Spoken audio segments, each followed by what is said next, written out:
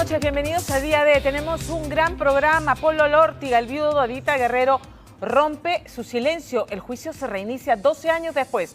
Estos son nuestros titulares. Esta noche. Miedo.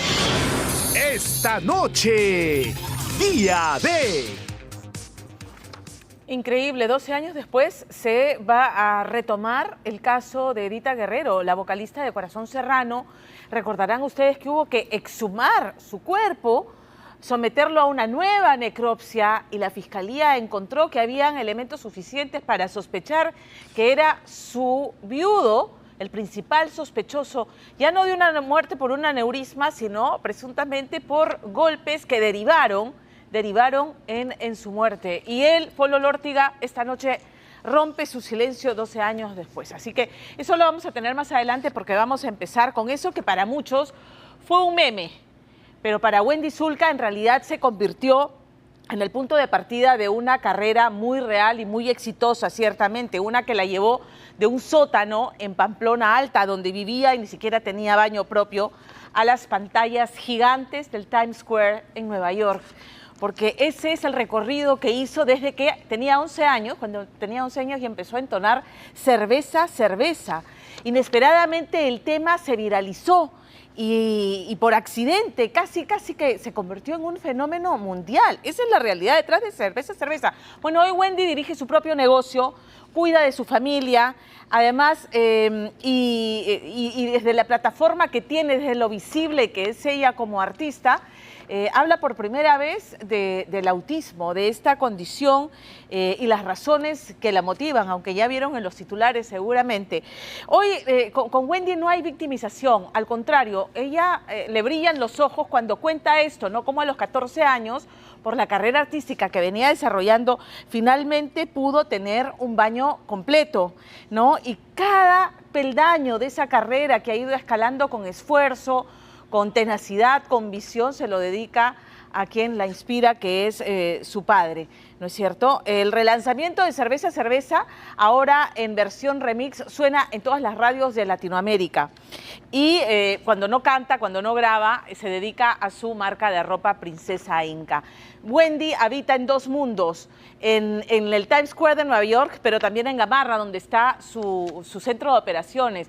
Y no es que haya tenido que elegir uno u otro, al contrario, los habita los dos con absoluta resolución, porque lo que ha hecho también es mantener viva, proteger, cuidar y difundir la herencia andina de su padre y de su familia.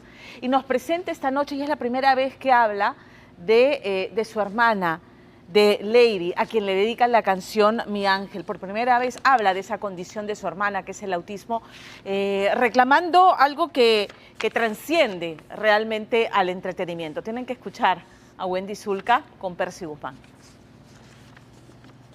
Amigos de Día D, les quiero presentar a mi hermanita, quien es el amor de nuestras vidas. Ella se llama Lady y es nuestro angelito. Le hice una canción que se llama Mi Ángel. Eres tú, mi ángel, enséñame a volar. Para vencer a la muerte.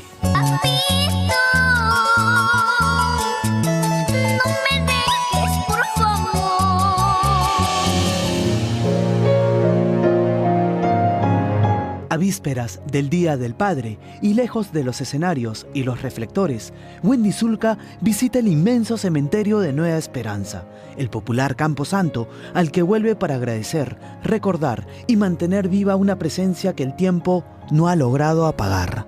Te quiero mucho, papá. Me trae muchos recuerdos cuando cantábamos juntos y siento que estás ahí tocando conmigo y me trae muchos recuerdos muy bonitos. Te quiero mucho y te extraño mucho. Franklin Zulka partió en un trágico accidente de tránsito cuando la pequeña Wendy, a sus 8 años, apenas comenzaba a saborear sus primeros aplausos.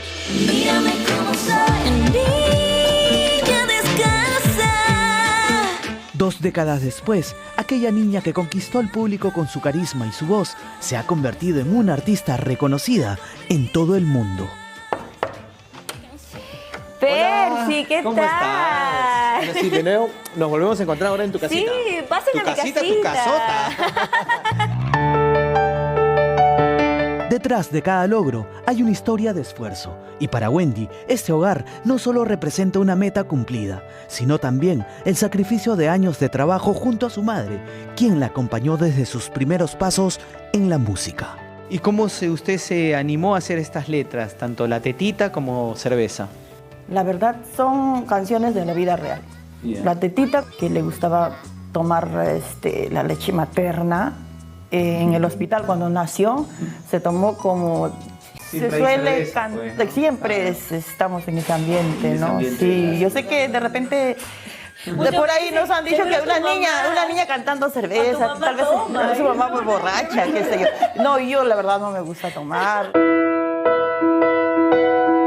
Detrás del éxito de Wendy Zulka está su madre, Lidia Quispe, la mujer que nunca dejó de luchar por los sueños de su hija.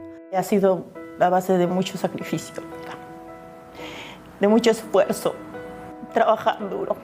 No es fácil lograr algo, pero hay veces salgo de mi cuarto por el balcón, miro al parque, a veces a las 5 de la mañana me despierto, pienso que estoy soñando porque me cantan los pajaritos del árbol y yo digo, Dios mío, lo primero que miro al cielo y digo, gracias Señor. Si lloro es de emoción, sí, de mucha alegría, por alegría, ya no lloro por tristeza. Pero la alegría de Lidia y Wendy tiene hoy un motivo aún más especial. Por primera vez han decidido presentar a una persona muy importante en sus vidas, con el propósito de visibilizar el trastorno de espectro autista, TEA. Hola. Ah, muy bien. Besita así. Tío Persia. Hola, tío Pesi. Hola. Ay, qué bonito. ¿Cómo me llamo yo? Pesi. ¡Bravo! Es la luz de mis ojos, es el amor de mi vida, mi hermanita que la adoro con todo mi corazón. Cerveza, cerveza. Quiero tomarte besa. ¡Eso! Porque ya bastante sufro en la vida. porque mi amorcito se marcha lejos. A sus 15 años, Lady se ha convertido en una inspiración para toda su familia. Con su fortaleza, ternura y perseverancia, les ha enseñado a enfrentar las adversidades sin rendirse y encontrar motivos para seguir adelante cada día. Decirle a la sociedad, ¿no?, que sea más empática con los niños autistas, que haya más inclusión en los colegios, en los parques, que los papás hablen mucho con sus hijos, de que no haya discriminación, ¿no? Te amo con todo mi corazón, que nunca, nunca, nunca te voy a hacer falta, que siempre voy a estar para ti, hermanita. En las buenas, en las malas, siempre vamos a estar juntas y te quiero con todo mi corazón.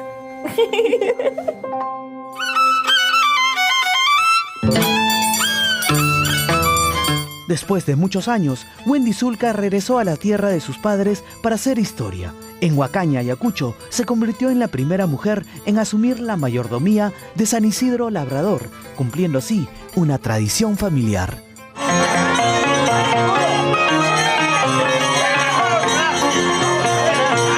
Soñábamos toda una vida, ¿no? Mi papá, ¿te acuerdas que mi papá era el sueño de mi papá que siempre dijo, cuando mi hija crezca y tenga la mayoría de edad, quiero que pase cargo en Huacaña? La emoción fue inevitable. Entre música, danzantes de tijera y el cariño de todo un pueblo, Wendy y Lidia vivieron la realización de un sueño familiar construido con años de trabajo, perseverancia y amor.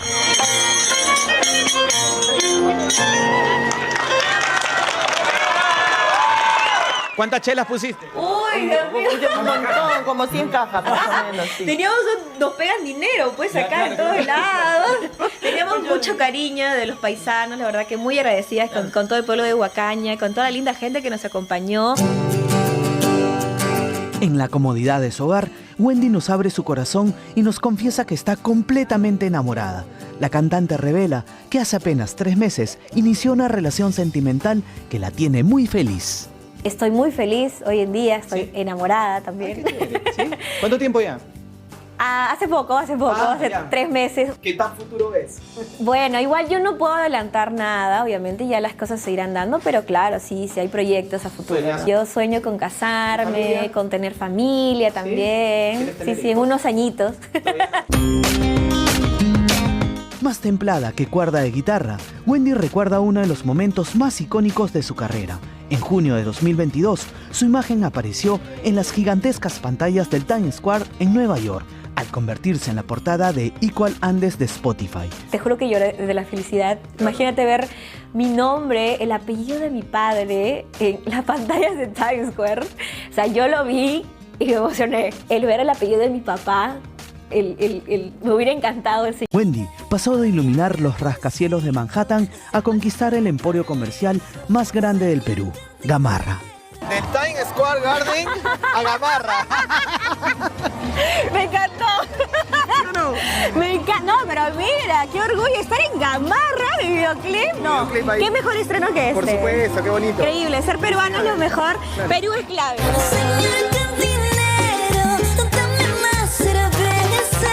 Wendy Zulka no solo rompe fronteras con su música, como emprendedora gamarrina, rescata la identidad peruana con estilo urbano, vistiendo a una nueva generación que no tiene miedo a gritar sus raíces.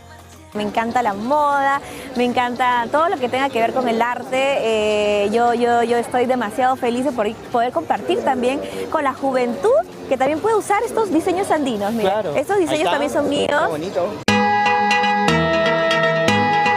En el corazón comercial de la moda peruana, ingresamos a una de sus concurridas galerías para conocer cómo Wendy, en su faceta empresaria, diseña y produce junto a uno de los aliados clave de su emprendimiento las prendas y accesorios de su marca Princesa Inca.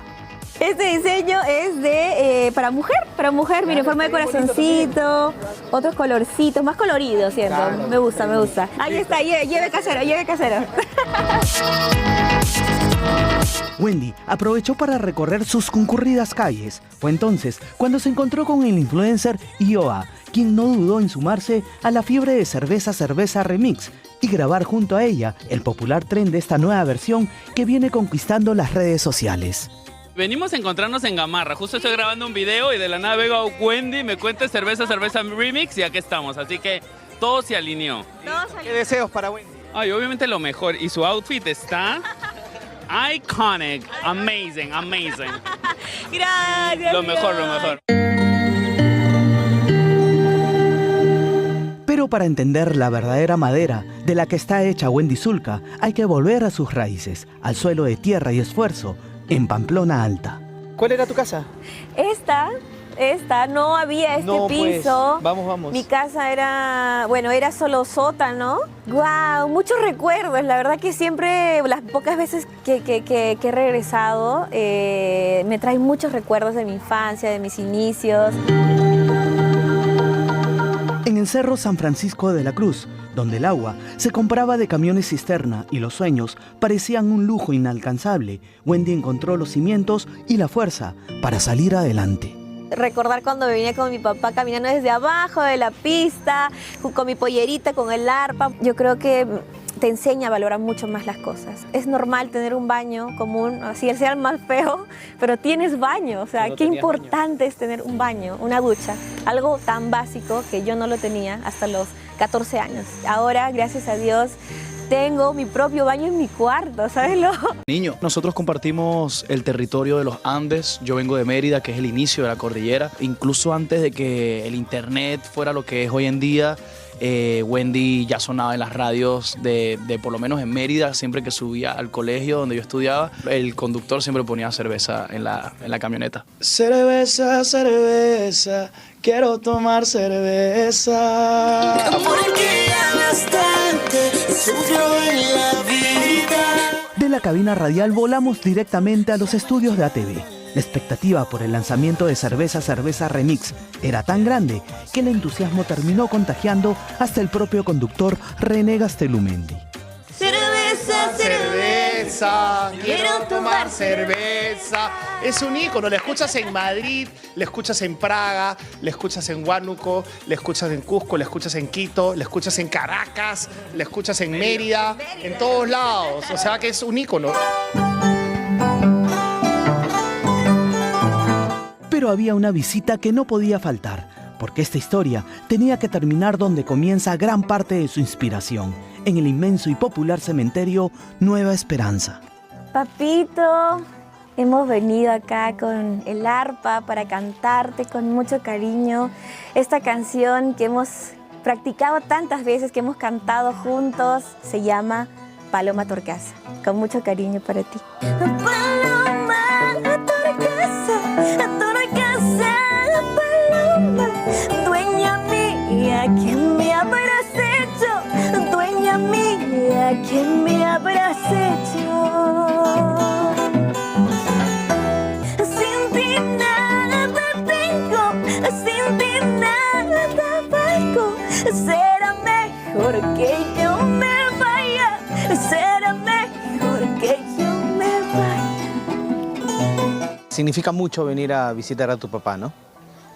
Sí, demasiado, demasiado, porque él me enseñó la música, me enseñó también a cantar, lo que es el arte, este mundo, la responsabilidad, el perder el miedo. Él me enseñó una frase muy importante que hasta ahorita lo tomo en cuenta, que es: el escenario no le gana al artista, el artista le gana al escenario. Y eso me lo dijo cuando me estaba muriendo de nervios por subir a cantar la primera vez. Y mi papá me dio esa fuerza, ¿no? Esos ánimos para salir a cantar.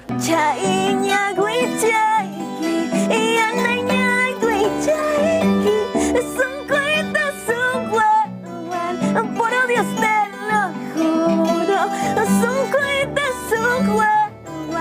por Dios te lo juro. A pocos días del Día del Padre, Wendy rinde un sentido homenaje al suyo, porque detrás del artista, la empresaria y la mujer que hoy vive uno de los mejores momentos de su vida, sigue estando aquella niña que aprendió a no rendirse. Y quizá esa sea la mejor manera de honrar a quien le enseñó a soñar y seguir adelante, sin olvidar nunca de dónde vino.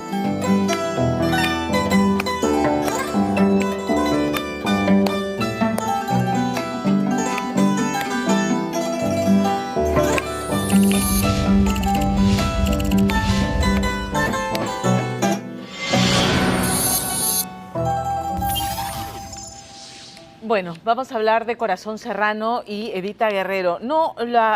Los miles de seguidores, admiradores en todo el Perú de Edita Guerrero todavía no superaban el duelo de su partida tan repentina, porque la versión oficial es que un aneurisma se la llevó a los 32 años, ¿no? Cuando rompe esa narrativa tan sólida la propia familia de Edita, su mamá y sus hermanas, denunciaron que hoy su viudo la maltrataba, la golpeaba, y en medio de esa denuncia hubo que exhumar el cadáver en un escándalo mediático que tuvo una cobertura prolongada. Exhumaron el cadáver y las lesiones descritas en esa necropsia post-mortem para la Fiscalía se condecían con la denuncia de los familiares de Edita, y entonces se pidió la prisión preventiva de Paul Olórtiga. Hablamos no solamente de 36 lesiones, y eso es lo que dice el documento oficial, internas y externas, sino de una en particular, la luxación occipito-atloidea, que en cristiano es la fractura de la articulación aquí en el cuello, en la base del cráneo. Entonces, en la tesis fiscal, Olórtiga habría empujado a Edita en su casa, se cayó de las escaleras y ahí es donde se produce esta fractura. Así que Paul Olórtiga pasó una temporada en prisión por los delitos, que el plazo está abierto, violencia familiar, parricidio y feminicidio. Pero luego el caso se congeló y no se supo más, porque la familia luego no fue al juzgado a ratificar su testimonio, al punto que el Poder Judicial exigía que de grado o fuerza fueran conducidos, porque de otro modo perdían validez y iban a quedar fuera del caso. ¿Qué creen ustedes? 12 años después, nuevamente se ha reabierto, porque han aparecido nuevos testimonios que abonan en esa línea de la tesis fiscal. Entonces, esta noche, Paul Olórtiga sale, se defiende, señala las contradicciones entre la acusación fiscal y los hechos documentados en la historia clínica de Edita Guerrero. Este es su testimonio con Richard Apolo.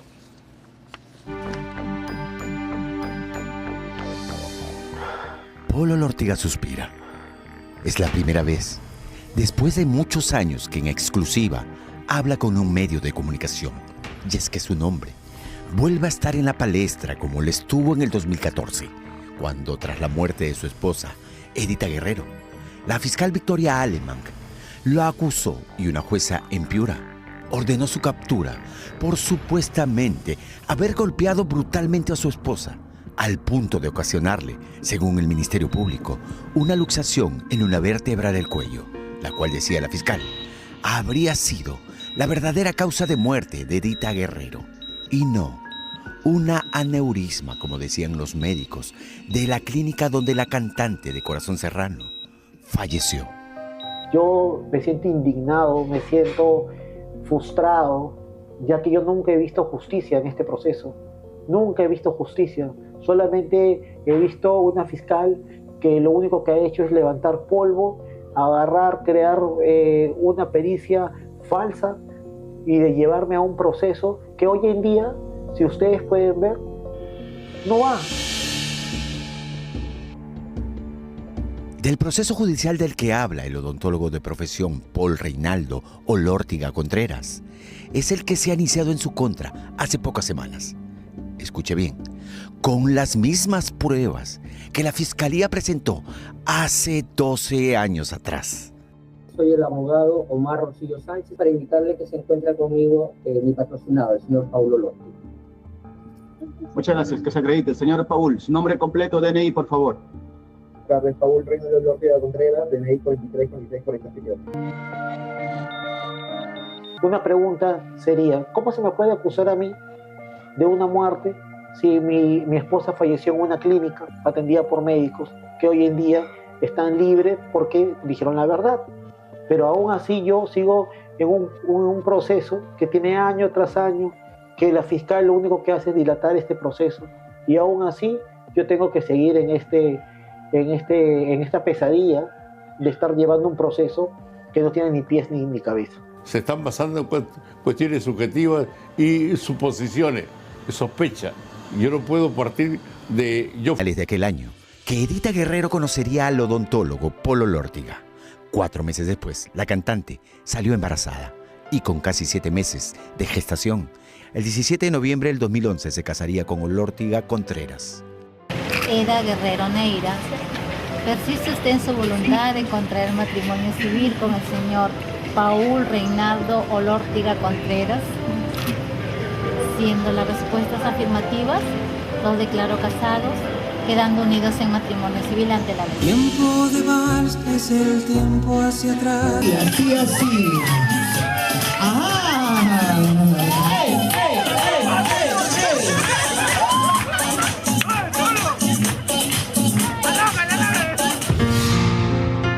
En el 2013, Edita se embaraza por segunda vez y en diciembre de aquel año nacería su segunda hija. Sin embargo, la felicidad se rompió cuando la noche del sábado 21 de febrero del 2014, Edita sufrió, contaba Olórtiga, un repentino desmayo. El 21 de febrero de 2014, en horas de la madrugada, tanto si lo recuerdo, más o menos eran 1 de la mañana, 1:30, un poco más tarde, un poco menos, escucho un sonido, salgo a ver y veo que estaba mi esposa, Eda Guerrero, en el piso, lo cual en los instantes de haberse sucedido este sonido, se acercaron más familiares, ya que yo vivía en un segundo piso. Cuando se acercaron familiares, todos hemos socorrido a mi esposa al hospital Cayetano Heredia. En el 2014, también pararía de Olórtiga, en la misma casa donde sucedieron los hechos, contaba lo ocurrido. Se siente el golpe ¿Ya? y yo la encuentro entre una parte como gateando y... O sea, arrodillada gateando. No sé cómo podría escribir esa posición, ¿no? ¿Ya? Que es aquí. Yo salgo para ver qué pasó porque se sintió el golpe fuerte. Y yo encuentro en la posición que yo te he dicho, pues. La cargo, la levanto, la pongo acá. ¿La llevas y la echas ahí? No, ni tan echada. Ya. La tuve sentada porque no quería que se eche para que no se durmiera. Yo le vi esto hinchado acá. ¿Ya? Y acá entre los brackets, creo que yo le había puesto brackets. Adentro, heridas acá, laceraciones acá. Claro, y yo le había puesto brackets acá. Ya. Y estaba así. Hacía como que el labio inferior metido entre los brackets.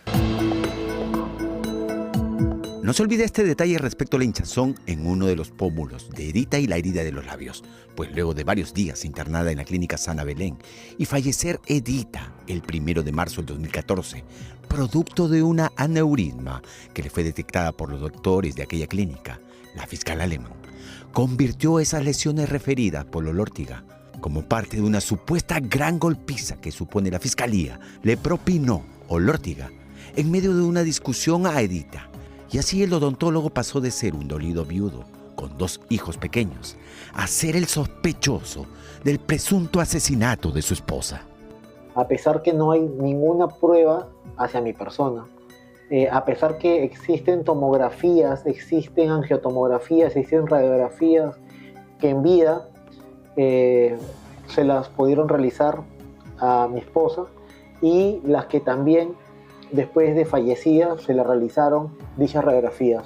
A pesar de todo esto, yo sigo siendo perseguido por la fiscalía, por algo que no tiene ni siquiera sentido, por algo que es manipulado y manejado por una fiscalía que se quiere seguir perjudicándome. ¿De dónde había sacado la fiscalía la información de la supuesta golpiza? La respuesta está en esta carta anónima enviada a Homicidios de la Divincri el 13 de marzo del 2014, 12 días después de fallecida Edita. Una carta donde la persona anónima describía que el 20 de febrero, un día antes de ser llevada Edita a emergencia, la cantante había descubierto una infidelidad por parte de su esposo y que éste, en lugar de pedir perdón, llegando a casa, la había golpeado fuertemente en la cabeza y todo el cuerpo. Todo, decía la carta, en silencio, para no despertar a la empleada ni a los bebés. Esta es la carta, creo, Esta ¿no? es la carta, sí. Esa es la carta, ¿no? Al día siguiente se encontraba destrozada física y moralmente, de saber que la persona que tanto amaba le había sido infiel, sobre todo la había golpeado. Trató de hacer el día normal, pero al promediar a las 12 de la noche, su cuerpo no resistió más y se desvaneció.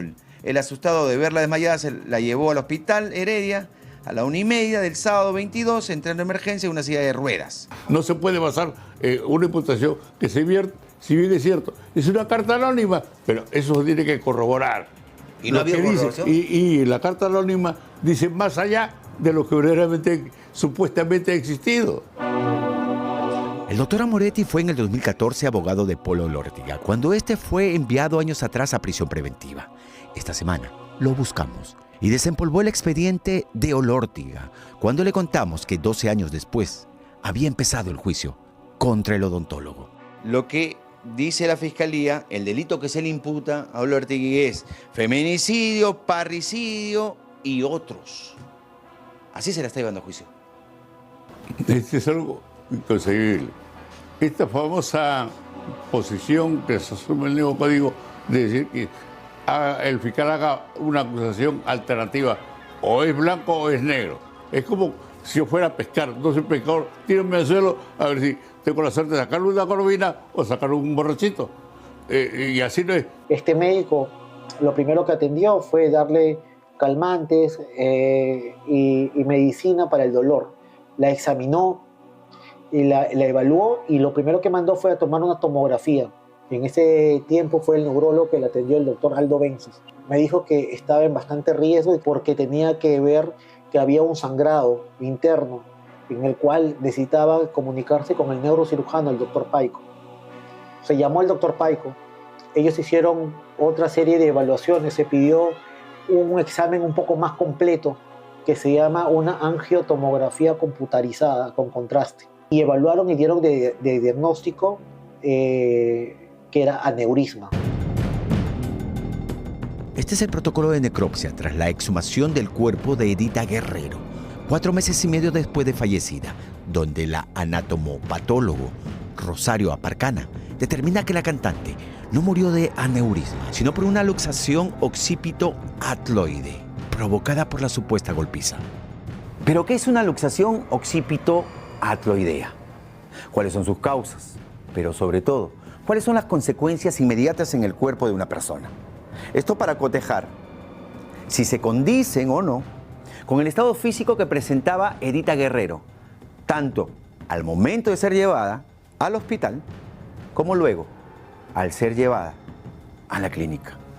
La cabeza está junta o sujeta o amarrada, para una mayor comprensión, a la columna vertebral mediante la articulación occipito, el hueso occipital y la primera vértebra, que se llama atlas, ¿no? Por eso es occipito atloidea.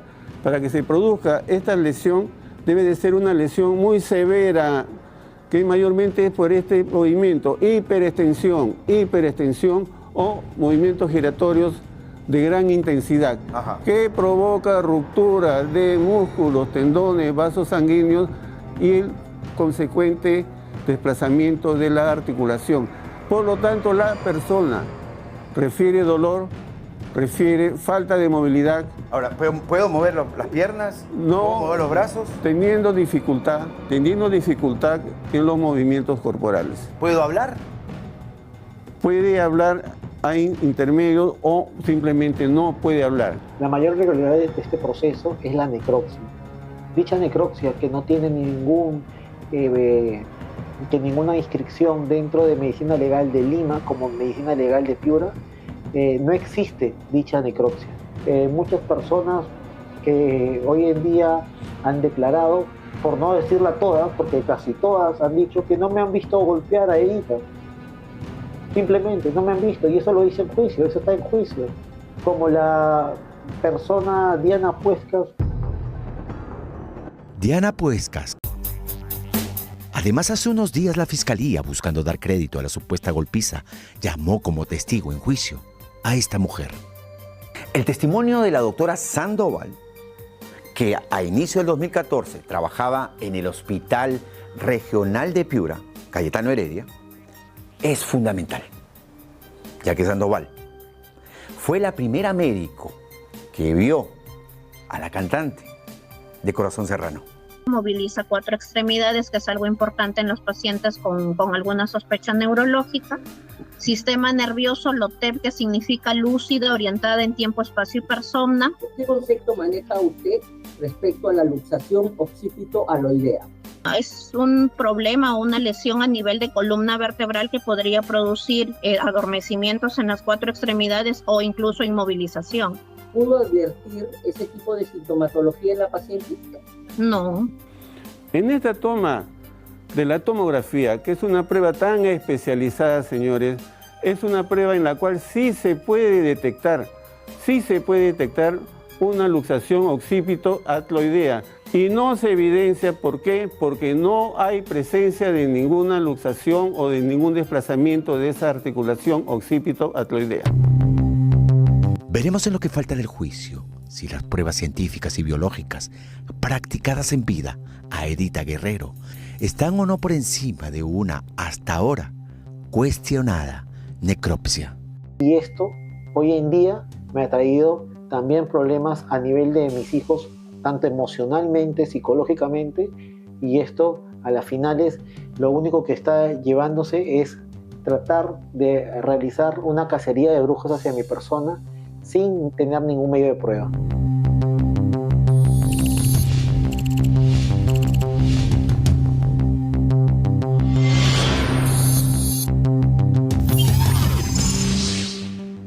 La verdad es que en este caso lo sorprendente es que 12 años después se reabra en función de unos testimonios. Yo digo, un caso se reabre cuando la evidencia es tan sólida e incontrastable que entonces amerita, pero 12 años después, ¿en qué momento se cierra el caso? ¿En qué momento se cierran las heridas? ¿En qué momento se vive verdaderamente el duelo? Si la justicia tarda de este modo. Vamos a cambiar de tema porque lo que ocurrió en Sullana, en Piura, nos sigue enrostrando el grado de violencia con el que convivimos, ¿no? Estamos hablando de estos gatilleros que llegaron a una vivienda donde había una reunión familiar y que no le dejaron espacio a las víctimas, a sus objetivos, ni siquiera para buscar refugio, ni lanzarse al suelo para salvar sus vidas. porque estos dos sujetos llegaron disparando. Incluso llegaron disparando y disparaban ingresando a la vivienda. O sea, no había escapatoria. Incluso se sospecha que en el camino, cuando se quedaron sin balas, cambiaron de caserina para seguir disparando y justos habrían pagado por pecadores en lo que podría ser un enfrentamiento, un ajuste de cuentas. Porque también fueron uno de los dos adolescentes que estaban ahí, uno sobrevivió a milagro porque las balas lo alcanzaron, pero el otro, que además estaba de visita, una víctima accidental, hablamos de Dairon Merino Reyes, un chico de 15 años, que llegó a jugar videojuegos con su vecino, con su amigo, terminó muriendo en este ataque espantoso. Las imágenes muestran que estos gatilleros no actuaron solos porque en el exterior de la vivienda los estaban esperando otros dos sujetos en motocicletas, por supuesto, para, terminado el ataque, llevárselos rápidamente. Han disparado a la cabeza, al tórax, al cuello. Entonces, para la policía esto es señal de que tenían un objetivo muy preciso, muy puntual. Podría tratarse de un ajuste de cuentas y sobre todo por el tema de algunas de las víctimas mortales que registraban antecedentes, por lo menos uno de ellos por microcomercialización de drogas, mientras que otro tenía la acusación de haber asesinado a 2 personas en el 2019. Según las investigaciones, además, hay otra línea, otra tesis que se trataría de el enfrentamiento de organizaciones criminales por hacerse del control precisamente de actividades ilícitas ahí en Sullana, en Piura. Lorena Ormeño con todos los detalles de este caso en Sullana. Cuando ustedes llegan, ¿qué encuentran? Encontramos la escena del crimen, 2 personas sentadas aquí, una en cada esquina, otra persona tras la pared y mi hijo a esta altura tirado. Aquí está un hijito. ¿Esas son huellas de las balas? Sí. Un olor a pólvora y a dolor nos recibe al cruzar la puerta del lugar donde su hijo perdió la vida, donde su frágil cuerpo fue acribillado por sicarios. O peor, dentro de la casa, 40 más. Una insanía nunca antes vista, grabada en video, antes, durante y después del salvaje crimen. Pero, ¿quién y por qué ordenó la masacre de Sullana? Mi hijo era un niño tranquilo, lleno de vida. Tenía muchos sueños, quería ser policía, mi hijito. Ay, mi hijito, mi vida.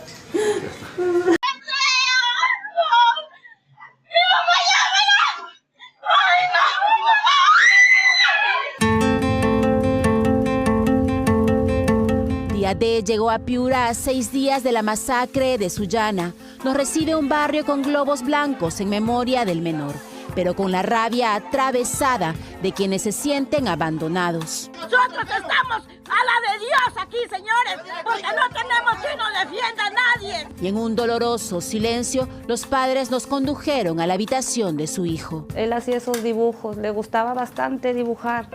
¿Y él había estudiado barbería, me dice? Barbería, estudiado mi hijo, y están sus cositas de barbería. Justamente sus zapatillas que había llegado en la mañana del colegio. Aquí están sus cuadernos. Ve, mi hijo era un niño que estudiaba. Aquí está que los profesores le han revisado. Se amanecía a veces escribiendo. Mi hijo era un joven sano. Él no andaba en las esquinas. Él no salía a una discoteca, nada. ¿Qué quería hacer él cuando terminara el colegio? Quería ser policía, mijito. Quería ser policía. Vicky Reyes y su esposo nos muestran las huellas de la vida de su hijo, el órgano que tocaba, el PlayStation que amaba y los cuadernos que con minuciosa pulcritud llenaba. Cursaba 3º de secundaria en un colegio particular de Sullana. Le gustaba el gimnasio, el Muay Thai y el fútbol. Era, según sus padres, un muchacho sano. No es mi hijo, sale una persona que con pistola y le dicen, y ponen su nombre, que él es, pero él no es mi hijo. Esta es su foto, ese es su verdadero rostro de mi hijo, conócelo. No son las fotos que salen en las redes sociales. Mi hijo estuvo en un lugar que no debió estar, Pero como era mi madre, él fue y se sentó ahí a esperar a sus compañeritos y trágicamente me lo mataron a mi hijo ahí sin tener culpa. Yo pido justicia para mi hijo porque yo no encuentro paz, porque mi hijo era un niño sano, no como la gente lo descredita, porque yo sé lo que he criado de hijo. Era un niño que mi hijo ni un tatuaje, mi hijo no tiene marcas en su cuerpo. Y es que Dairon falleció en el peor ataque armado ocurrido en videojuegos en una mesa. Pero, ¿cómo se gestó la emboscada? Ahí estoy saliendo yo con mi esposa porque yo me iba con mi esposa a comprar unas medicinas que ya estaban mal.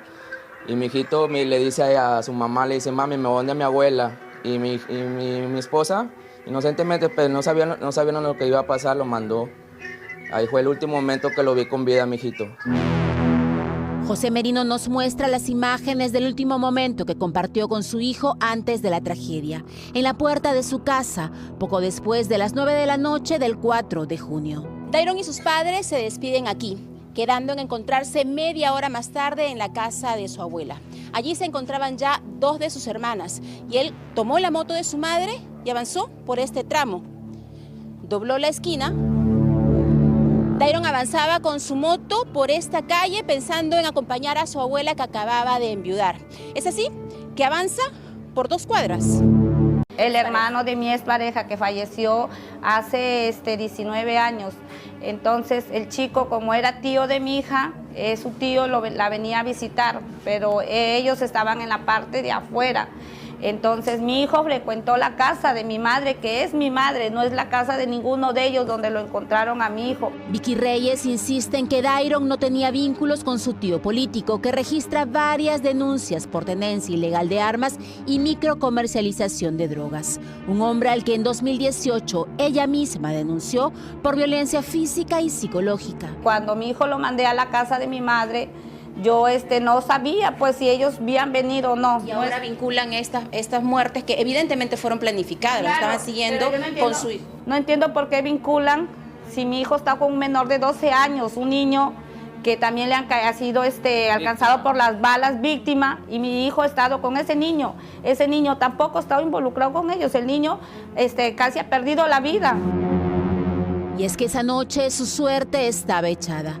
Mientras esta moto arreglaba la casa, la abuela de Dairon y 2 de sus hermanas conversaban en el segundo piso. Y quizá él también hubiera subido si su amigo no llegaba a su puerta.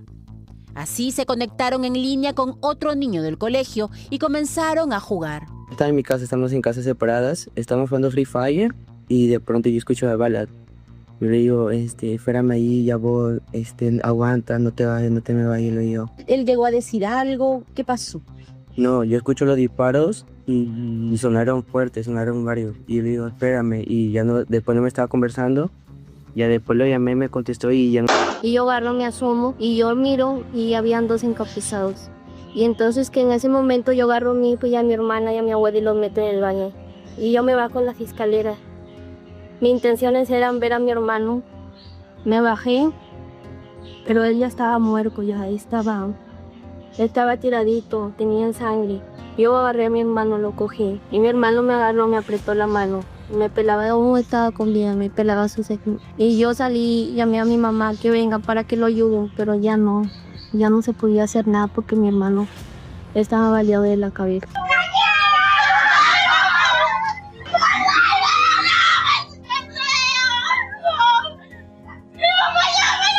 La joven y su abuela se dieron de golpe con la peor tragedia. Gritaban incrédulas, aterradas, llamando a gritos a Dairon, a sus padres, que no tardaron en llegar. Ella llega primero, pues si yo veo a ella que ella estaba ahí, que se desesperaba, yo cuando entro... El niño que le han caído balas, que ha estado herido, mi hijo le ha dicho que corra y que se esconda atrás de la refrigeradora. Y el niño aquí se ha recaudado, el niño se ha escondido. Ahí están las balas que han tirado. Su hijo, en lugar de meterse él, le dijo al niño que a él, mi hijito, le dijo al niño, corre, escóndete. Mi hijo, y su niñito no se lograba esconder ahí, pero mi hijito alcanzaba hasta aquí nomás a correr. Como ve, la casa es chica.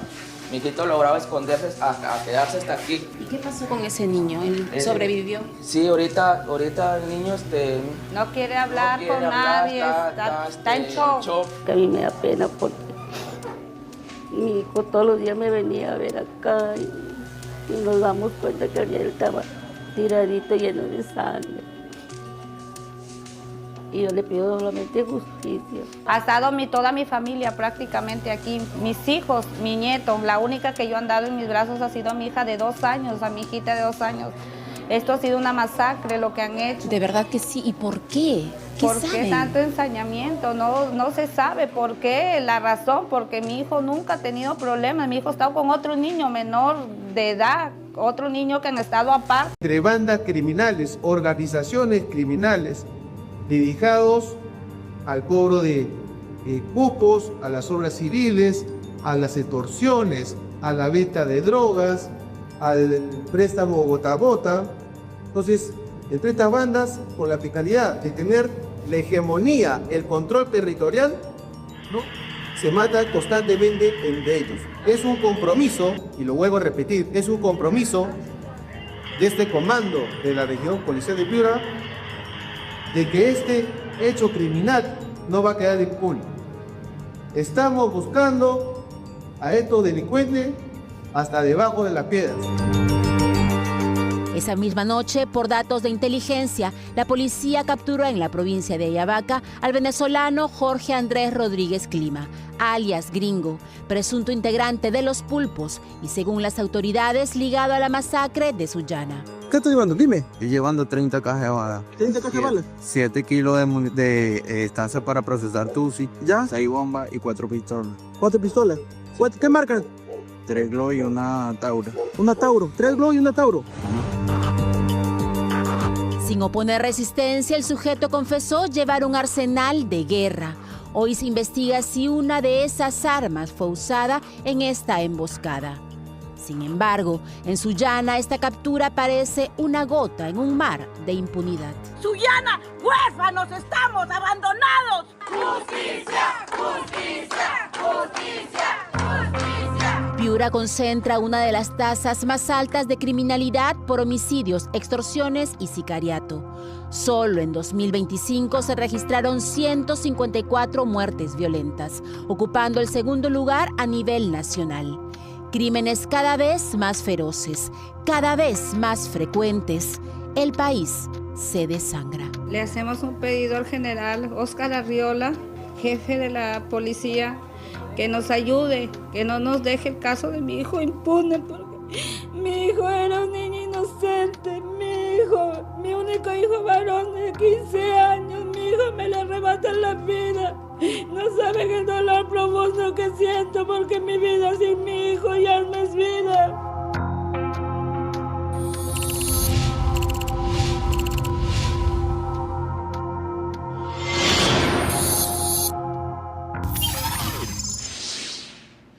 La efervescencia política de la campaña electoral está haciendo que pase bajo el radar la delincuencia y lo sanguinario de su comportamiento con el que convivimos, como dije al presentar esta nota. Entonces, escenas como las que hemos visto tan dramáticas se repiten prácticamente a diario porque las víctimas se siguen sumando.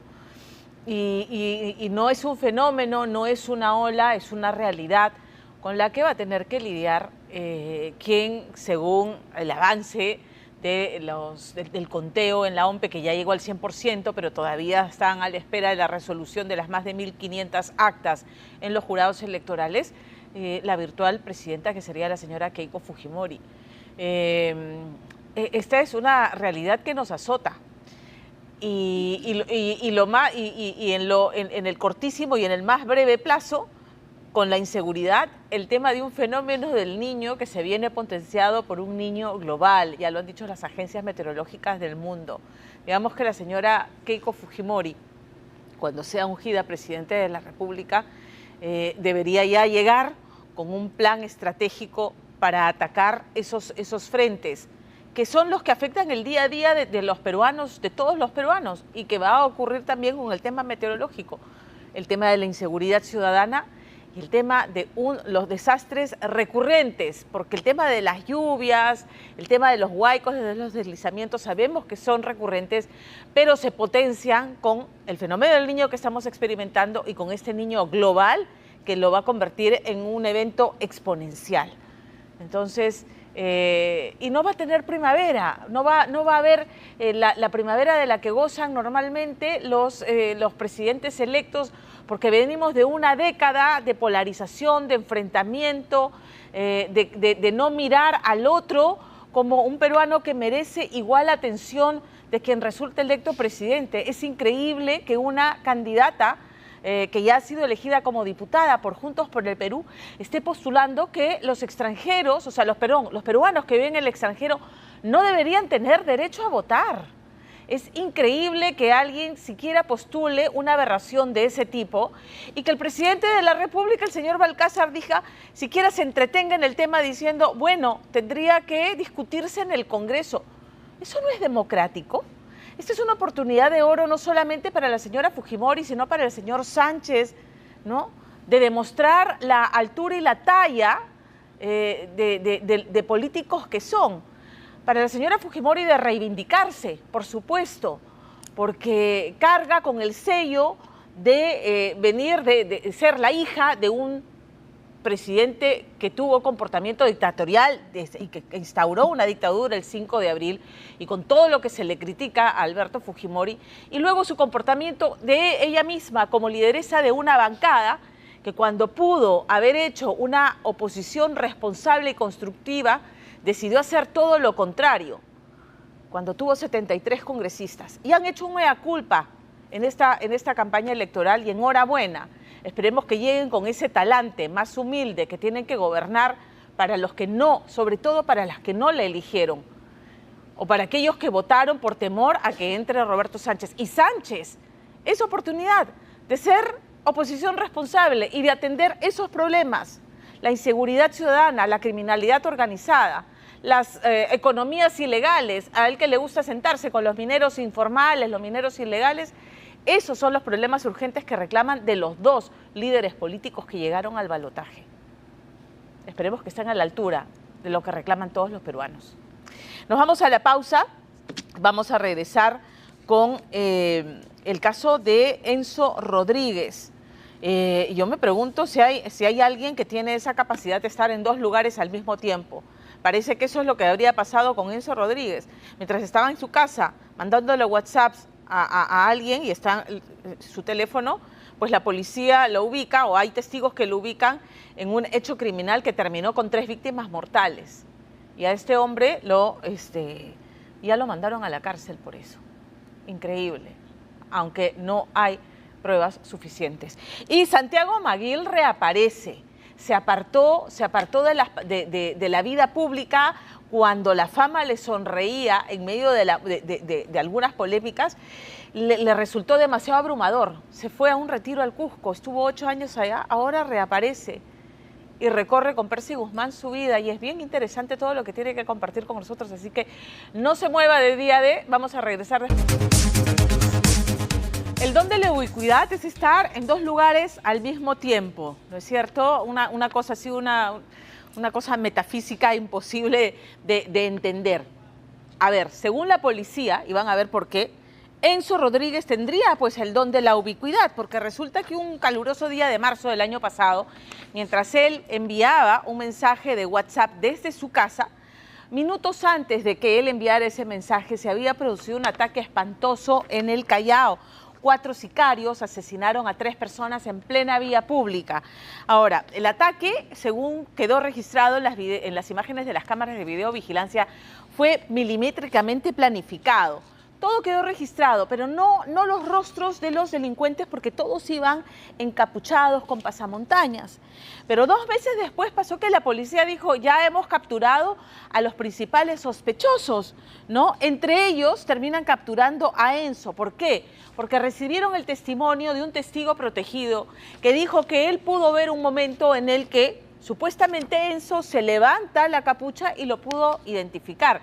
Pero hay más, la fiscalía dice que además de ese testimonio tenía la documentación que demuestra que Enzo tenía antecedentes penales. Entonces aquí alguien miente, porque la madre de Enzo, que habla esta noche con Richard Apolo, tiene los certificados oficiales, certificados que demuestran de sus antecedentes penales y policiales, y no tiene ninguno. Pero no solamente eso, sino que además Hay testigos en la zona que vieron todos los hechos y que dicen en ningún momento pudimos identificar a ninguno porque todos iban con los rostros cubiertos. Ahora, y finalmente está el tema de que minutos después de producido el ataque, Enzo desde su casa manda un mensaje de texto por WhatsApp. ¿Quién miente? ¿Cómo es posible que con elementos contradictorios una persona esté privada de su libertad? Richard Apolo. No pierda de vista esta camioneta de la muerte. Son las 7 de la noche, con 33 minutos del domingo 1 de marzo de este año. Y parado en la esquina, Luis Eizaguirre Chávez, de 56 años, no sabe que está a pocos segundos de ser una de las 3 personas, entre ellas 2 menores de 15 años de edad, que están a punto de ser acribillados salvajemente. La camioneta llega hasta este punto. Se para. Segundos después, de ella descienden 4 sicarios. Uno de ellos se apuesta aquí como campana. Los 3 restantes llegan hasta acá y asesinan a los 2 menores de edad. Tras los balazos, la gente sale disparada para ponerse a buen recaudo, mientras la cámara rápidamente vuelve a la intersección de las calles Atahualpa con García Calderón. No está el nombre, pero dice él.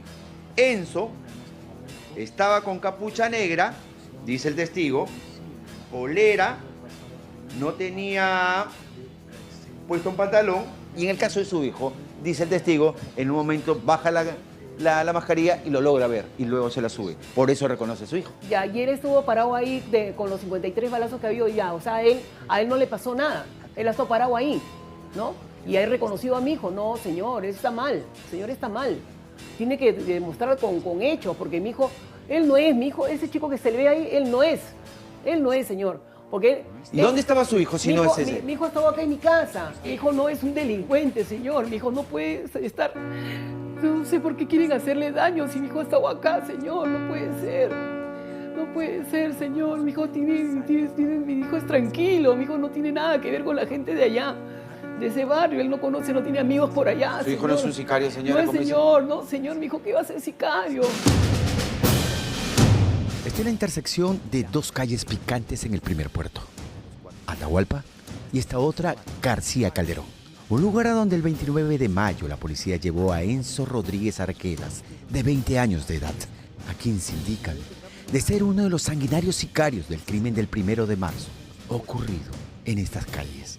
La prensa fue convocada pues se decía que Enzo Rodríguez, tras ser capturado casi 2 meses y medio después de los hechos, no solo había confesado haber participado del crimen, sino además decían que había sido llevado por la policía al lugar de los hechos, supuestamente para reconstruir paso a paso cómo él y los demás sicarios asesinaron a 3 personas, entre ellas a 2 menores de 15 años de edad. Lo que estamos viendo en estos momentos es la reconstrucción del triple homicidio ocurrido el pasado 1 de marzo del presente año. En imágenes y custodiado por la Policía Nacional del Perú, el detenido y el principal sospechoso, el principal responsable de haber cometido este atentado.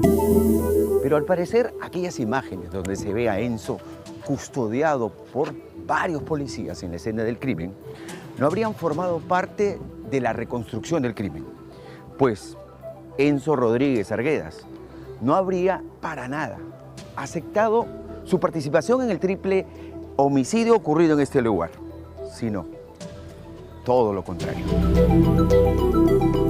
Los trascendidos de la Fiscalía y la policía decían que su hijo había aceptado el crimen. Y la semana pasada hubo supuestamente una reconstrucción del crimen y se veía a su hijo haciendo todo lo que se ve aquí. Todo eso lo que vemos aquí, su hijo lo hacía la semana pasada, supuestamente que había reconocido el crimen y estaba recreando. Mi hijo no puede haber reconocido eso, señor, jamás en la vida. Jamás en la vida mi hijo va a reconocer porque él no ha participado en eso. ¿Qué estaba aceptando entonces? Él estaba aceptando que le hagan el examen ese, o sea, la evaluación. Mi hijo aceptó para que se den cuenta que él no es. Él ha dicho, ya, bueno, ¿no? Ya voy a hacer todo lo que usted...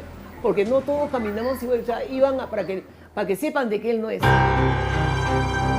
Apoyada en un bastón por un problema en la cadera que la queja, doña Pilar transita por su humilde hogar en un barrio picante del Primer Puerto, en el Callao, donde vivía junto a su hijo Enzo Rodríguez Arguedas, de 20 años, hasta que finalmente la capta a las 7:42 de la noche, a la altura del cementerio Baquijano. Pero si, como dice la mujer, su hijo no es ninguno de los 4 sicarios, ¿dónde estuvo su hijo Enzo al momento del crimen? Venga, mire, este es su cuarto de mi hijo, este es su cama, su roperito, su ventilador, su cómoda, y acá estaba mi hijo echado. Mi hijo estaba echado aquí, ya en el momento del crimen, él ha estado echado acá ha estado mi hijo. Cuando sucede todo. Cuando sucede todo. Yo lo he visto y acá tengo prueba de que él ha estado chateando con una amiga. A ver, domingo 1 de marzo, dice ahí. Ajá, y hay son las 7:35. A ver, pero 7:35. Claro, ¿cómo va a estar acá y va a estar allá? No puede ser, señor. No puede ser. ¿7:35? Sí, señor. Pero la hora es justo allá. Claro, señor, ¿cómo va a estar allá y va a estar acá? 7:35, o sea, había pasado segundos del crimen. señor. ¿Ontas? ¿Has escuchado las balas? Dice la amiga. Su hijo le responde, no, estoy en mi casa, en mi jato, yo. O sea, usted me dice que estaba acá. Claro, mi hijo estaba acá, señor. Señora, acá hay un audio. ¿Puede mostrarnos el audio que le responde la chica? Creo que ha sido por Atahualpa, creo, o en Cusco, no sé, un montón de balas. Imagínese. Eso le dice su amiga. Eso le dice la chica. Su hijo le en el audio responde. y mi hijo le contesta. 7:36, ya está, me dice que está acá. Claro. Sí he visto que han puesto en estado. ¿Qué hace después de esta conversación su hijo? De ahí sale, señor, se va, porque yo lo veo que se sale a la calle, Ya. sale y se va, ¿no? Se va para afuera, para la calle. Y yo duermo acá al costadito, mire, este es mi dormitorio y ahí él duerme acá. Ya. Entonces yo he salido, cuando él ha salido, yo también he salido a mirarlo. Oye, no, ¿a dónde te vas? No, acá voy a ir donde mi amigo, me dice. Ya. Y ahí sale, se va, yo lo veo cómo se va, yo me quedé parada acá en el pasadizo. Hay una cámara ya, tienen que haberlo grabado cuando él sale, ¿me entiendes? Una cámara ahí. Ahí hay una pero cámara es de el la municipio. municipalidad, claro, señor. Claro. ¿Cómo que eso lo va a dar la información de que sale él, cómo está vestido y todo, para que vean ustedes? Eso es lo que quiero que la fiscalía pida el video o sea, la cámara de la municipalidad, por favor. Si bien en el requerimiento de prisión preventiva existen declaraciones de otros testigos que dicen haber estado incluso a 3 metros de los sicarios cuando se produjo el crimen, afirmaron también a la policía que al estar todos los sicarios encapuchados y con el rostro cubierto, no pudieron reconocer a ninguno. No fue sino 12 días después, es decir, el 13 de marzo, que supuestamente un testigo con clave daba nombres, apellidos, fotografías y apelativos de los supuestos sicarios, como Cris Peña, alias Jamonada, Jesús Adrián, alias Omi de Oro, de solo 16 años de edad, y por supuesto, el testigo incluía el nombre de Enzo Rodríguez Arguedas, como otro de los sanguinarios sicarios. Este crimen en especial resume toda la problemática que creo que hay en el Callao, es decir, lo que se está viviendo. Es decir, 2 asesinados de 15 años y un asesino aparentemente implicado de 16. Esta es la gran problemática que no solamente se vive en el Callao.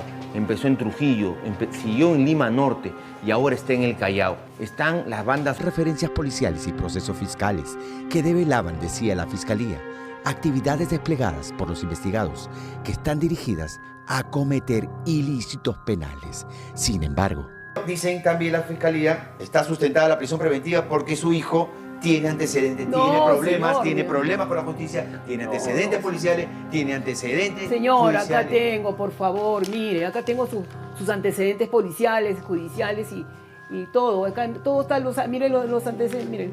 Ahí dice que no registra. Certificado de antecedentes policiales, Enzo Antonio Rodríguez. Así es. Motivo, trabajo, lo solicitó para trabajo. Claro, para trabajo. Resultado, no registra antecedentes. Exacto.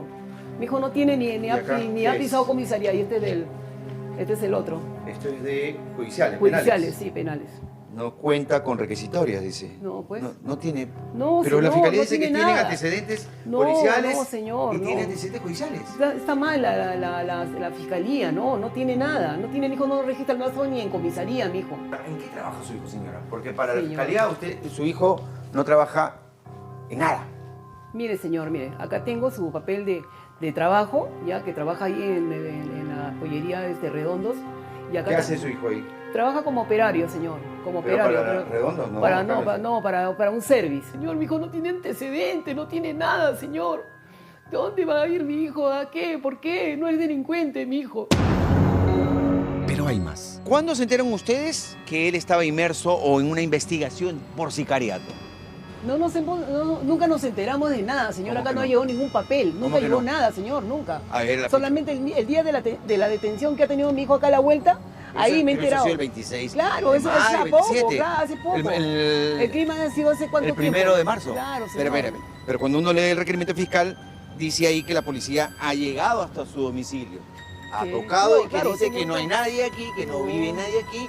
Es más, dice ahí la policía que ha llegado y han preguntado al barrio y que nadie conoce a su hijo y que su hijo no tiene aquí arreglo porque no vive aquí. Mentira, señor, porque yo le puedo demostrar, podemos pasar por acá y yo le voy a demostrar, mire, ahí está, ahí puede preguntar a él. Maestro, una pregunta. Soy periodista yo. Estamos corroborando una información que la policía dice, un ratito señora, la policía dice que ha venido a corroborar acá y que nadie conoce a Enzo Rodríguez, que no vive acá, que ningún vecino lo conoce. ¿Usted cuánto tiempo tiene viviendo acá? Vivo acá desde el año 64. ¿Y lo conoce a Enzo Rodríguez? Al chico sí lo conozco, Es su hijo de la señora. Una preguntita, señor. Estamos corroborando una información, soy periodista yo. ¿Usted conoce al hijo de ella? Enzo es su hijo, ¿no? Hijo, pues. Sí, vive acá él. Claro, ya ve. ¿Usted conoce a ella? Claro, la vecina, lo conozco de chiquito al negrito. Claro. ¿Ah, sí? O sea, ¿eso sí lo conoce? Sí, de chiquito. El chico vive acá, toda la vida ha parado acá, siempre para acá en la esquina. Muchacho tranquilo, por eso me sorprende. A todo el barrio se ha sorprendido porque muchacho tranquilo. Muchas gracias, señor. Ya, caballero. Muchas gracias. Pobre señora, ¿por qué llora, señora?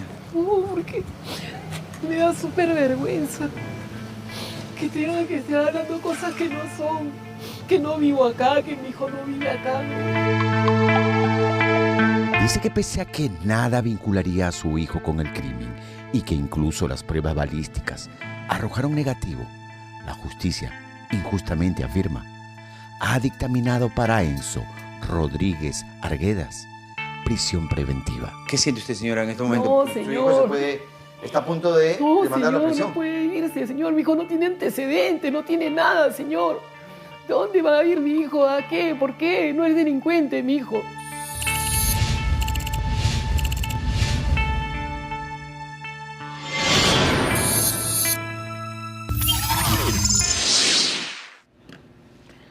Creo que muchos de mi generación deben recordar muy bien el papel que interpretó Santiago Maguil en la adaptación de la novela de Jaime Bailey, No se lo digas a nadie. Joaquín Camino, ¿no? Este muchacho homosexual, marginado, pero sobre todo unas escenas muy gráficas, ¿no? Por las que mucha gente lo aplaudió. Él dice que con esa interpretación ganó el respeto, porque él venía de ser el galán juvenil, recordarán ustedes, ¿no? De Obsesión, Torbellino, Boulevard Torbellino, y ahí descubrió lo que es convivir con la fama, que no siempre le ha gustado, ¿no? De hecho, lo de los autógrafos, los jaloneos, un poco la histeria colectiva de verlo, lo asustaba un poco, pero su vida da un giro cuando interpreta a Joaquín Camino, y siente que este papel le devuelve la seriedad que él buscaba, ¿no? Que se le respete como actor. Y cuando empezaba a sentirse nuevamente cómodo con la fama y con su talento volcado en el cine, en las miniseries, nuevamente da un giro su vida y como que el personaje de la ficción lo sobrepasa. Y la gente empieza no solamente a identificarlo como homosexual, sino a agredirlo física y verbalmente y atacarlo. Llegó un punto en que nuevamente la fama le resultaba incómoda al punto de sentir que iba en picada en una caída de desilusión, de decepción, de desesperanza. Y ese fue el momento en que Santiago Maguil simplemente desapareció de escena. ¿A dónde se fue? Estuvo más de 8 años en el Cusco, ahí entró en contacto con la meditación budista, también fue profesor y estando en Cusco, y de eso le habla a Percy Guzmán, ahí lo sorprende la muerte de su gran amigo Diego Berti. Muy bien, Santiago Maguil está de vuelta y está de vuelta en los escenarios y regresa esta vez de la mano de Ricardo Velázquez, que además revela alguna de sus travesuras, regresa a las tablas con una obra de la que nos comenta en el reportaje de Percy Guzmán. Muy bien, amigos de Día D, les voy a contar algo. Me han dado una misión casi imposible. Encontrar después de mucho tiempo al actor Santiago Maguil. ¿Qué será de su vida? No lo sé. Amigo, ¿has visto a Santiago Maguil? No lo encuentro, ¿dónde está? Hoy, después de años de un voluntario y enigmático silencio, Santiago Maguil recorre la avenida Sáenz Peña en Barranco con una serenidad que contrasta con el torbellino de su pasado. Nuestro punto de encuentro nos lleva al origen de todo. Cuando yo estaba acá en la Casa de Azo siempre me gustaba como pasear también por allá arriba porque habían como cuartitos, ¿no? Yo era bien chiquillo, pues, ¿no? Entonces era como un juego, no sé, era como meterse ahí en una película de terror, no sé. ¿Te trae recuerdos? Sí. ¿Grandes recuerdos? Sí, bonito. Para conocer al buen Santiago, hay que volver a su infancia en Chiclayo y luego de niño y adolescente en Lima. Aquí el actor revela momentos poco conocidos de su historia. Hay cosas de ese momento que yo todavía no me siento muy cómodo de contar, porque, digamos, no son momentos muy felices. ¿Te refieres a tu infancia, a tu juventud? juventud? Y que de pronto hay gente a la que no quiero. Antigua sede de Iguana Producciones reunía a jóvenes actores que pasaban horas grabando. Fue entonces cuando Santiago, sin imaginarlo, empezó a brillar en la televisión. Así que tú eres mi hijito. Sí, tía. Mingo. Domingo como mi papi. Ya veo. Yo venía caminando por acá y ahí es cuando digo, wow, cuánta gente, ¿no? Y de pronto cuando estaba por acá, esa gente, ¡buah!, empezó a venirse de encima y yo no sabía qué pasaba, entonces me empezaron como a perseguir, a acorralar, ¿no? Y entonces terminé acá y todo esto era gente, ¡ah! Y me jalaban, entonces yo ya... ¿Qué sentías? Miedo, claro, empecé a firmar el auto, o sea, fotos, no sé qué, no sé cuánto. Han escuchado pues el griterío, si no recuerdo mal, fue Miguel Piedra, el camarógrafo, que salió y vino por acá. Ya. Y me agarró pues y me llevó pues y todo, pum. Y allá de tus sueños, un torbellino te dio. No me acuerdo mucho más. ¿Y la de Fiorella? La de Fiorella era poco a poco. Lentamente. Pero en 1998, Santiago Maguil decidió romper el molde de galán juvenil al encarnar a Joaquín Camino en la adaptación cinematográfica del polémico libro de Jaime Bailey, No se lo digas a nadie. ¿Sigues pensando igual o has cambiado? Joaquín, ¿estás ahí? Sí, acá estamos. ¿Qué pasa? Ese personaje es el que a mí me ha dado la posibilidad de que haya gente que me respete o sienta cariño o se sienta agradecida porque el personaje le da al actor. O sea, es un personaje en los 90s. Indicaba que era como un símbolo para mucha gente que en ese momento, como ahora, siguen viviendo pues la violencia, ¿no? Y una violencia muy grande, ¿no? Durante el rodaje, Santiago enfrentó escenas desafiantes, mostrando su compromiso profesional y el impacto de un personaje que redefinió su carrera. El personaje mío y el personaje de Cristian en la novela, en la historia, en realidad solamente tienen... La dificultad está, no sé, pues en que siempre uno tiene un poco de vergüenza cuando tiene que hacer cosas que lo vulnerabilizan, ¿no? Pero cada quien estaba entregado a su trabajo, cada quien estaba contento de hacer ese personaje, ¿sí, no? Entonces él dice, uy, mamá, nos ha insultado, ¿qué hago? Le pego. Tiene hasta su cuota de comedia, un poco. Humor, ¿no? Negro, sí, ¿no? Sí. Intenso también. Creo que es una buena película, ¿no? Sin embargo, encarnar la homosexualidad en una Lima conservadora tuvo un costo altísimo para el joven actor. La ficción traspasó la pantalla y el público lo encasilló de forma implacable. Yo he recibido agresiones por homosexual. ¡Cabrón! Y se molestaba. Pues, ¿Ah, sí? O sea, imagínate que estamos conversando ahorita y de pronto yo te estoy viendo así y digo, ¡ay, un ratito! ¿Qué está pasando? Que alguien está viniendo por detrás con un vaso de trago, con su ron con Coca-Cola o su whisky. Y dos veces me pasó. Pero en esos 2 años que yo estuve en la tele, o sea, no dejan de preguntarme, ¿será gay o no será gay? O sea, cuando ya vino la película yo les decía, ¿qué quieres que te responda? Creo que tú ya tienes la respuesta. Tomó una decisión radical. dejar las luces de Lima para buscar su propia esencia en el Cusco sagrado, donde permaneció varios años. Había una especie de como de aburrimiento, de cansancio, de decaimiento, ¿no? De desesperanza o desilusión, no sé, como con la vida en general, ¿no?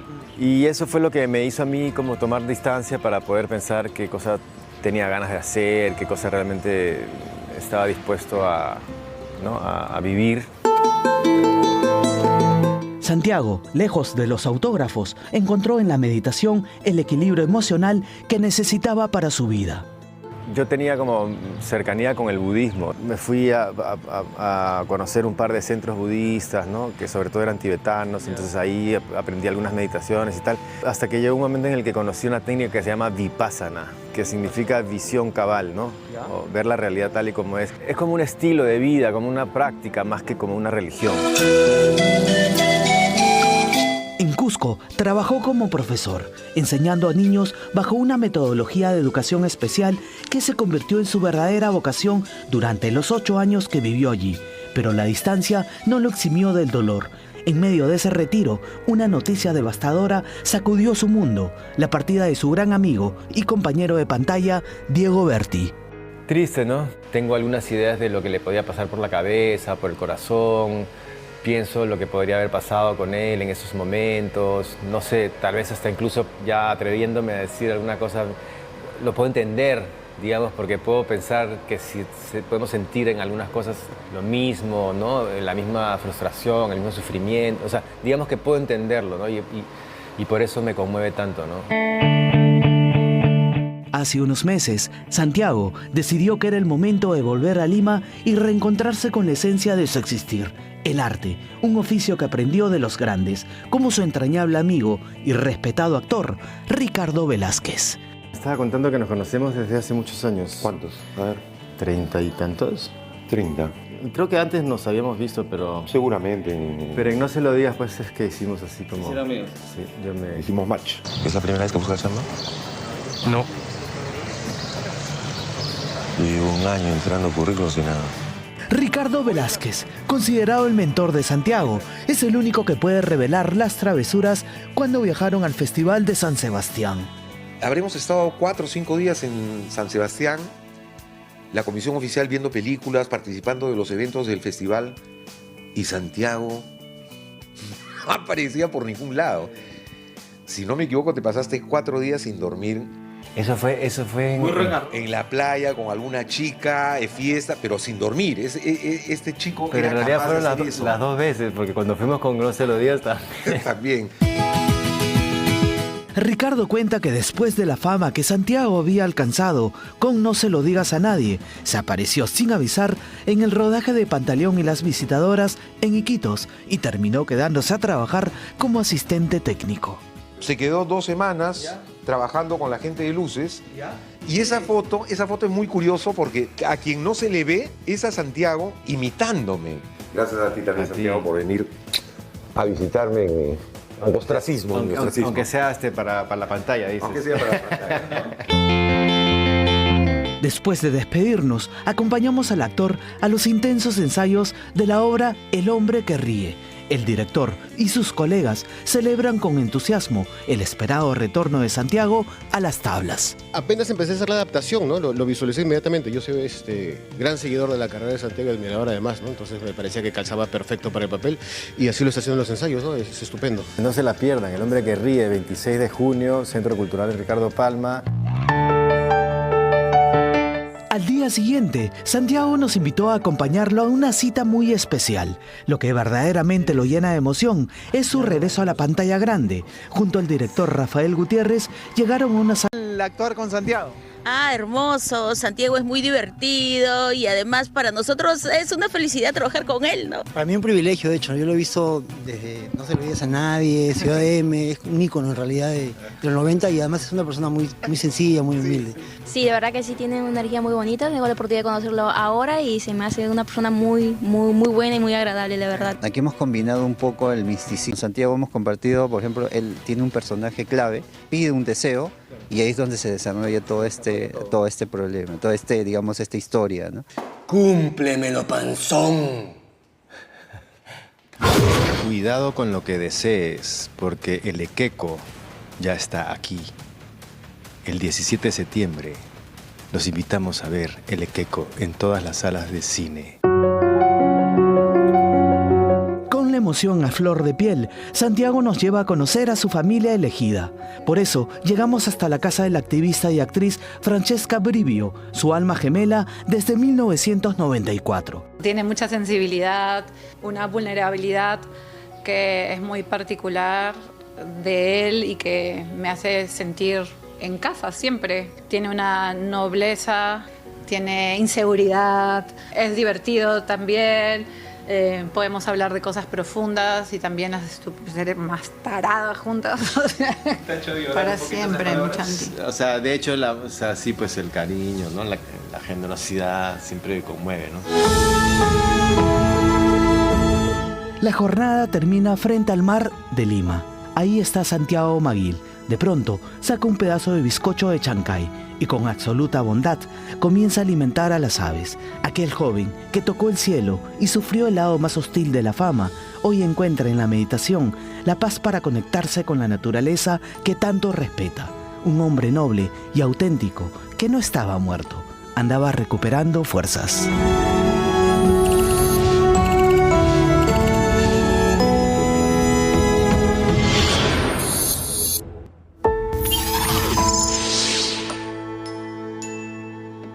Vamos todos al teatro a ver a Santiago Maguil y a esta hora de la noche vamos a ver cómo van, en realidad ya no, ya es el conteo al 100% de la OMPE, de todas las actas que han contabilizado, todavía quedan unas 1.305 que están en los jurados electorales, pero a esta hora de la noche ya al 100%, una diferencia de 18.000 votos, poco más de 18.000 votos es lo que separa a la señora Keiko Fujimori sobre Roberto Sánchez. Claro, aún quedan 1.300 actas por resolver, principalmente de Lima, lo que estaría dándole esta diferencia que los modelos estadísticos, que algunos entusiastas en las redes sociales, matemáticos estadísticos ellos, han hecho, que la separarían una diferencia de 50.000 votos, votos más, votos menos, y que terminarían dando por ganadora a la señora Keiko Fujimori. Esos son los resultados. Vamos a regresar después de la pausa con la muerte del líder del Tren de Aragua, del niño Guerrero, así lo anunció el presidente de los Estados Unidos, Donald Trump. Regresamos.